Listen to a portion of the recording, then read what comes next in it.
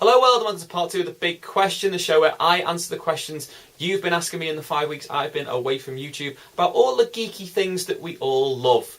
Let's start with some technology. Now, a lot of people have been asking me what I think of the 2DS, and basically I think the 2DS is genius. It's genius. It's a way for Nintendo to sell broken 3DS screens and say that they're doing it for the benefit of the kids. Now, for those of you who don't know, the 2DS is marketed at under 6s. The use of 3D on a small screen for the under 6s could cause damage, permanent damage to eyesight. So what I think happened is Nintendo were like, well, we've got dodgy 3DS screens that don't show the 3D. Why don't we repackage them in what looks like a brick? We'll call it a portable console. It's going to be massive. It won't fit in your pocket, but, you know, it'd be massive. We'll say it's for the under 6s and it's for the good of their health, and we'll cut the price down a bit because, you know, it doesn't have all of the functionality. Genius! Great! Brilliant idea. That's what they've done. So, good on you, Nintendo. You find a way of selling a product with less features to a younger audience to draw them into your video games.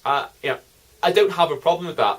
I still think it's a stupid thing, and I won't be buying one, but I think it's possibly genius marketing on Nintendo's part. Speaking of video games, also, Sony had some announcements recently. Firstly, they announced that you will be able to capture video via the HDMI on the PlayStation 4, which you couldn't do on the PS3, which is fantastic news for YouTubers, and might mean I finally get a capture box and do some gaming videos, because people keep asking me to do them. Also, there was the announcement of the PS Vita TV. Now, a lot of people are unsure what to think of this, and I think it's a very, very shrewd move. Now, they're releasing it in Japan before the PS4, the Western market's getting the PS4 first, and it's already sold out all of its pre-orders. It's basically a smart TV box that you hook up to your television, and you have smart TV functions then on that television via HDMI.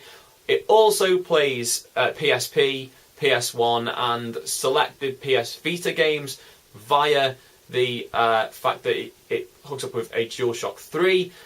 In the future, they're going to add connectivity so that you can play your PlayStation 4 games over sort of Wi-Fi on the box with a PS4 controller, so it has future-proof technology in there, so you'll be able to stream PS4 games like very much as you will be able to do on your Vita. And I'm quite excited. As long as the price point isn't ridiculous, this might be something I'm very, very interested in, if not just to get an extra controller for my PS3. People have asked me what I think about another movie being set in the Harry Potter universe. And all I can say is, I don't really care. I've never read the Harry Potter books. I know a lot of people will say this is some sort of sacrilegious crime. I've never seen any of the movies. I think I watched the first 20 minutes of the first movie when I was getting ready to go somewhere, when I was doing some work in Canada in university, and didn't really interest me very much. But what people must understand is that when the first Harry Potter book came out in like 1997, I would have been in high school. I had already read Lord of the Rings probably 3 times by that point. I'd read some Pratchett. I was reading a lot of science fiction, like Philip K. Dick and stuff like that. And it seemed like a childish book to me. Now, a lot of you love that book, and I would never say anything bad about it because I haven't read it. But it just doesn't really interest me. All I will say is, well done for the fans of the franchise who are going to get some sort of prequel film or film based in that universe, because I know you want to see more of that universe, and I understand that, and a lot of people understand that who are Star Wars fans. Let's just hope that there's no equivalent to Jar Jar Binks in this movie. A few people who know how much I loved Dredd 3D have asked me what I think about the campaign for a sequel to be made. Now, I am an avid supporter of this campaign. I'm going to pop a link down in the description box next to my Facebook, Twitter, Tumblr links, so that you guys can go and sign up. If you haven't seen this already, it's on Netflix already. Go and watch it. It's out on DVD, it's out on Blu-ray. The 3D Blu-ray was the first 3D Blu-ray I ever bought, and it is brilliant. It is crystal clear. In fact, If you don't watch it in 3D, it kind of loses a little bit. Not much, I mean, it's still a fantastic movie, but you should see those effects in 3D. They are fantastic. And I really do support the sequel campaign. You should go out, sign up, spread the word, tell your friend, buy the t-shirt. Yes, they do have a sequel campaign t-shirt. Buy it on DVD and Blu-ray. Just support Dredd 3D. A fantastic movie that definitely needs a sequel.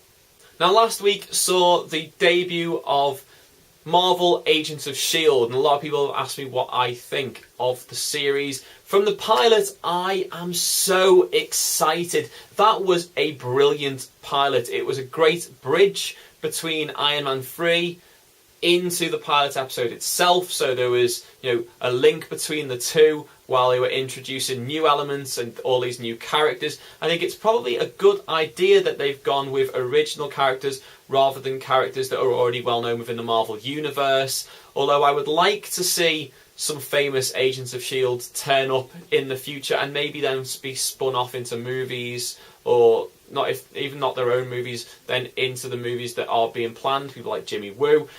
Yeah, that would be fantastic. I liked the fact that it had the cameo from Kobe Smulders as Maria Hill, which also brings in the Avengers and sort of brings everything together and ties it up nicely into the same universe. I like that there were a lot of actual hints at other things that happen in the expanded universe. There are lots of nods to the comic books. In fact, I think it was Fitz or Simmons who says something along the lines of, "Are you going to join our journey into mystery?" And I was drinking a cup of tea at the time and nearly spat it all over myself laughing because, if you don't know, that's the name of a famous Marvel comic book from the past. Yeah, there was just so much going on. It was very well written and directed. Coulson's back. I have a prediction. Coulson is either an android or a clone. They are my predictions. I could be completely off, but, that's what I think. Also, how long is it going to be until we hear someone say "Hail Hydra" and that this links directly into the Captain America 2? Because, that's the one that's most closely linked to S.H.I.E.L.D. of the upcoming movies. So, yeah, it's fantastic. I'm excited for the second episode. I like the cast. I like the new characters. I obviously love Coulson. Everything he does as a character is fantastic. And I can't wait to see more of it. Bring it on, Marvel. Okay, guys, as always, thanks for watching. If you missed the first part, there'll be a link up there. You can pop out and watch that at your leisure. If you missed my last video from before my hiatus, it's there. It was a review of Alan Partridge Alpha Papa. There's a like button there. You click on that if you like this.